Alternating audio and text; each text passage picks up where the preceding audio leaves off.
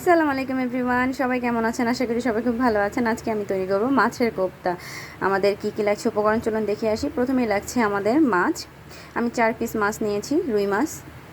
আপনারা যে কোনো বড় সাইজের মাছ নিতে পারেন। পেঁয়াজ বেরেস্তা করে নিয়েছি, কাঁচামরিচ কুচি।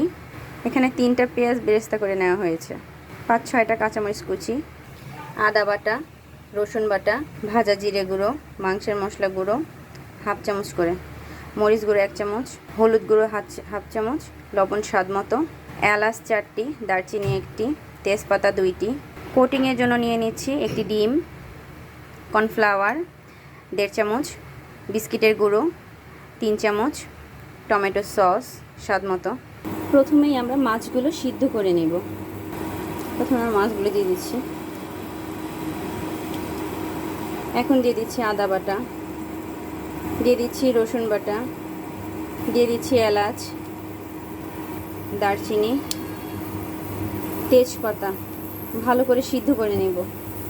পানির পরিমাণটা কম দিতে হবে, সামান্য একটু লবণ।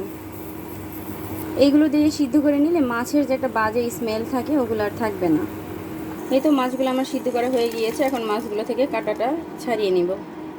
আমার কাঁটা ছাড়ানো হয়ে গিয়েছে। এখন সবগুলো উপকরণ একসাথে মিক্সড করে নিব। প্রথমেই নিয়ে নিচ্ছি আমি পেঁয়াজ বেরেস্তা, কাঁচামরিচ কুচি, নিয়ে নিচ্ছি মরিচ গুঁড়ো, হলুদ গুঁড়ো, লবণ, শুকনো মশলাগুলো আর কি। দিয়ে দিচ্ছি বিস্কিটের গুঁড়ো আর কর্নফ্লাওয়ার, দিয়ে দিচ্ছি ডিম, দিয়ে দিচ্ছি টমেটো সস। উপকরণগুলো আমরা এখন মিক্স করে নিব ভালো করে। টেক্সচারটা যদি একটু কম মনে হয়, তাহলে পাতলা মনে হয় যদি, তাহলে একটু কর্নফ্লাওয়ার অ্যাড করতে পারেন। আমারটা একটু পাতলা মনে হচ্ছে, আমি একটু কর্নফ্লাওয়ার অ্যাড করে নিচ্ছি।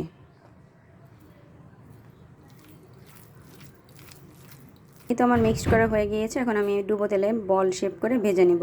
চুলায় কড়াই দিয়ে দিয়েছি, তেল গরম হয়ে গিয়েছে। এখন আমি ডুবো তেলে ভেজে নেব বলগুলো। চুলার আঁচটা কিন্তু অবশ্যই মিডিয়াম হিটে রাখতে হবে, না হলে পুড়ে যাবে বলগুলো। এই যে সেম প্রসেসে আমি সবগুলো বল এইভাবে ভেজে নেব। কোফতা ভাজা কমপ্লিট হয়ে গিয়েছে। 4 পিস মাছ দিয়ে আমার মোট 15 থেকে 20টা কোফতা হয়েছে। এটা বিকেলে স্ন্যাক্স হিসেবেও সার্ভ করা যাবে, সাদা ভাত অথবা সাদা পোলাওর সাথেও সার্ভ করা যাবে। যারা মাছ খেতে একদমই পছন্দ করে না, তাদেরকে এটা তৈরি করে দিতে পারেন। এটা খেতে খুবই মজার হয়। বাসায় একবার হইলেও সবাই ট্রাই করবেন। ভালো থাকবেন সবাই।